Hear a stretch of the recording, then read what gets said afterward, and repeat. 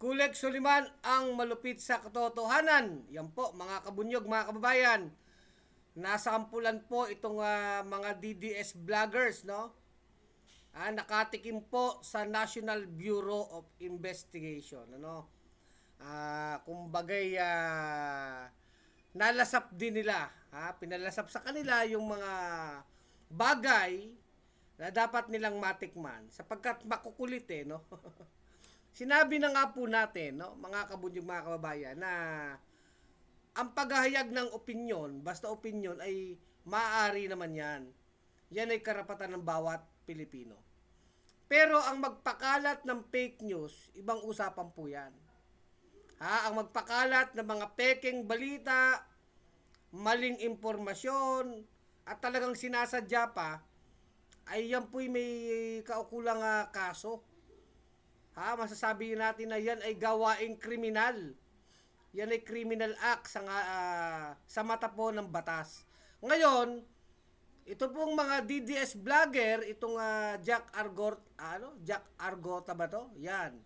Tsaka itong si Jay Sonsa, na naging tonta, no? Si Jay Tonta, ayan po ay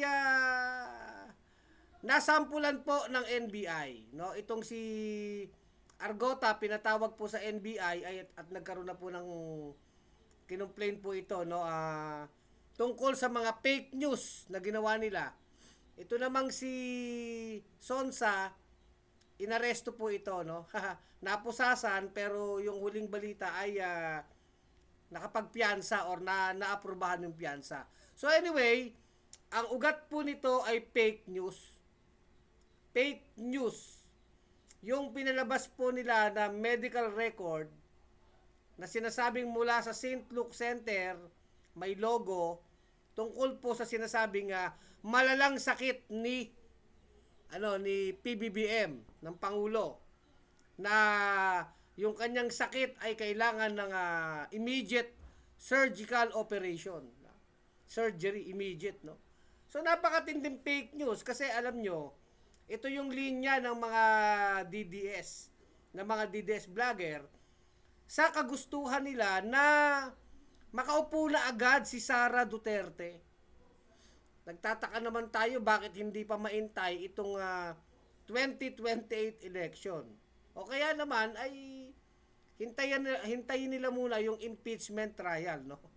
Kasi hindi pa sigurado kung makakatakbo si Sara. So, ang tanong lang naman natin, malaya naman ang pagpuna Malaya ang pagpuna kay Marcos, sa administrasyon. Pwede nilang gawin yan. Tinatawag nga nilang bangag, magnanakaw. Yan, hindi naman yung krimen. Kung tawagin mong bangag si Marcos, magnanakaw, tamad, palpak, karapatan ng tao yan At yan naman ay guarantee. Ginagarantihan niya ng ating konstitusyon, yung karapatan na magbatikos tayo. No?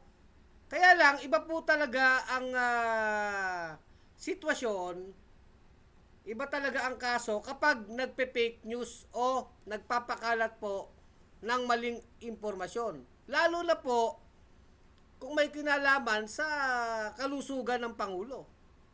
O syempre, national security yan. Public concern yan yung kalusugan ng Pangulo. Pwede naman tayong magtanong kamusta na ba si Bongbong? Totoo bang may sakit o walang sakit? Magtanong tayo. Diba? Pero iba talaga yung nagpakalat ka ng fake news, kagaya ng ginawa nitong dalawang vlogger na ito, na DDS na makasara, na nagpalabas ng faking medical record. Halimbawa, itong si Argota, kritiko talaga to ng administrasyon, which is karapatan niya yan magbabati ko siya. Kaya lang, yun nga, pinost niya yung peking medical record na inamin naman niya at ginamitan niya pa ng AI. Napakatindi naman kasi kung ikaw ay maraming follower, maraming naniniwala sa iyo, kung ang kinalat mo ay kasinungalingan, ang papaniwalaan ng mga tao na naniniwala ay kasinungalingan din. Di ba? So masama 'yon. Ganon din yan si Jay Sonsa. Sa kagustuhan nilang batikusin si Marcos ay umaabot sila sa nagpapakalat ng fake news. Paulit-ulit po yan eh. Yang sinasabi na si Marcos ay malala na. Meron pang nagsabi, nakaratay na sa ospital.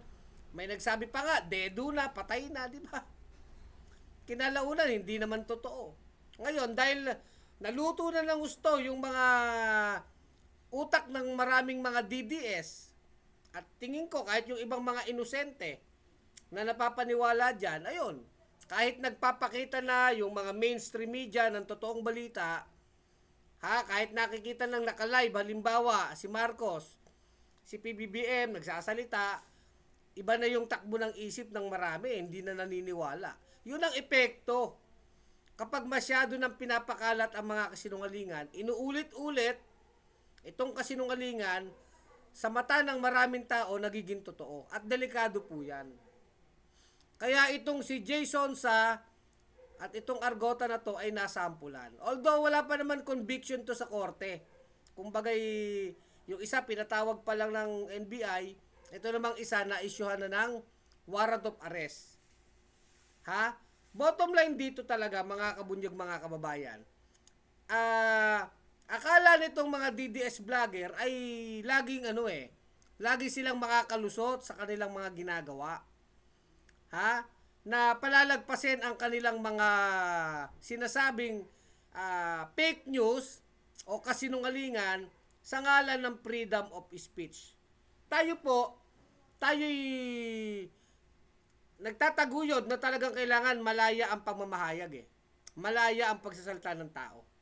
Pero ang hindi natin tinataguyod o sinusuportahan ay yung pagpapakalat po ng maling balita, pagpapakalat ng kasinungalingan, pagpapalaganap ng fake news. Yan po talaga yung nilalabanan natin. Diba? At tingin naman natin, deserve nila ito. Na sila'y imbestigahan, arestuhin, litisin, at eventually makulong. Kasi alam nyo, ang fake news, ang tinding lason yan sa isip ng maraming tao. Fake news po. Kaya, kagaya niyan, sinasabi, patay na si presidente, buhay na buhay. O ngayon, may mga nag-iisip na, clone daw. Diba? Yan po yan. Hindi lang naman po itong dalawang vlogger na ito yung nagpapakalat niyan.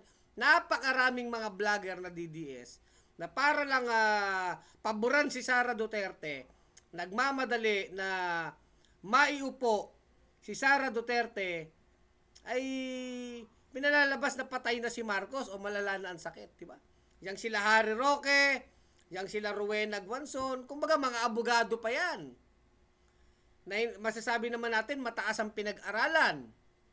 Itong sila Guanzon, sila Roque, and yet nanggagatong po ng fake news. Kagaya si Guanzon, sinabi niya, amoy St. Peter na daw si PBBM. Ibig sabihin, malapit nang mamatay. Yun ang ibig sabihin ni Guanzon. Kaya lang, yan po, nag-jumping jack pa si PBBM, nagbuhat-buhat pa, di ba? Sa atin naman talaga, kung ano lang totoo. Kung sa tingin naman nila ay palpak yung ginagawa ng administrasyon, pwede naman batikusin yun Walang question dun sa pagbabatikos. Talagang ang rito yung fake news po. Kaya yan po, pinatikim po yan ng NBI sa pamamagitan po ni Attorney Melvin Matibag. Kumbaga tinitibag sila talaga ni Matibag. Hindi na sila pinalalampas. At tingin ko po, ito yung nagdudulot na yung ibang mga DDS vloggers na nagpapakalat ng fake news, natatakot na. Dapat lamang matakot kayo. Huwag matakot maghayag ng saloobin ng opinyon. Huwag matatakot doon, di ba? Pero yung pagpapakalat ng fake news, dapat talaga matakot sila. Dahil hindi naman sila sasantuhin. Hindi araw-araw ay Pasko na palulusutin ang mga kalokohan, no? Kailangan talaga once and for all matigil itong pagpapakalat ng peking balita. Hindi lamang po yan sa sa kalusugan ng Pangulo, sa lahat ng bagay. At ano nga ba ang motibo o layunin kung bakit may mga nagpapakalat ng peking balita? Kagaya nitong si Argota, itong si Sonza na naging tonto, itong si J. Torta, na natorta ng utak, ay para paboran si Sara. Yun naman ang kanilang purpose dyan eh. Paboran si Sara, palabasin na si Marcos ay talagang may sakit na, di ba? Nagmamadaling iupo ang kanilang reyna o prinsesa Sara. Di ba? Ganun po yun, mga kabunyog, mga kababayan. So, kung ito naman ay lehitimong kritisismo, hayaan natin yan. Hayaan natin yan. Pero pagpapakalat ng fake news, lalabanan po natin. Di ba, mga kabunyog, mga kababayan? Kaya tayo po, dapat lang ito, deserve lang ito. At tingin natin, dapat magtuloy-tuloy po, hindi lang kay Argota, hindi lang kay Zonza, hindi lang kay Eric Celis, lahat po talagang ipatawag ng NBI basta nagpakalat ng fake news. Fake news po yung nilalabanan dito, hindi yung freedom of expression. In fact, inamin nitong Argota na to for content only talaga, di ba? Tapos in-AI niya pa yung kanyang pinalabas na picture ng medical record sa St. Luke's. Ginamitan niya pa ng AI para daw ma-enhance. Ito naman si Jason ayan, nung inaresto po, biglang inasma, biglang nanghingi ng wheelchair, di ba? Biglang nakakaawa na.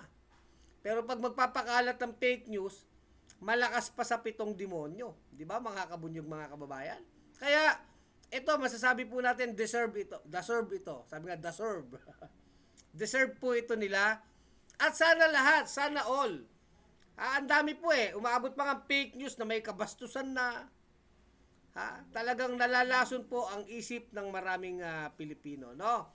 So yan lang po, deserve nila yan at mabuhay ang NBI, basta labanan ng fake news, pero dapat tinataguyod natin ang malayang pamamahayag, basta hindi fake news at kasinungalingan.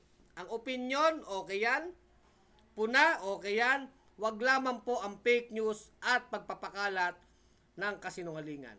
Kulex Soliman, ang malupit sa katotohanan sa bunyog pagkakaisa. Mga kabunyog, mga kababayan, tuloy ang laban.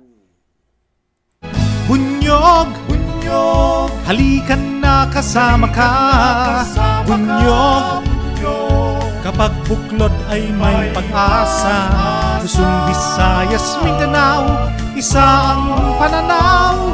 Sa bagong Pilipinas ang bunyog isisigaw. Bunyog,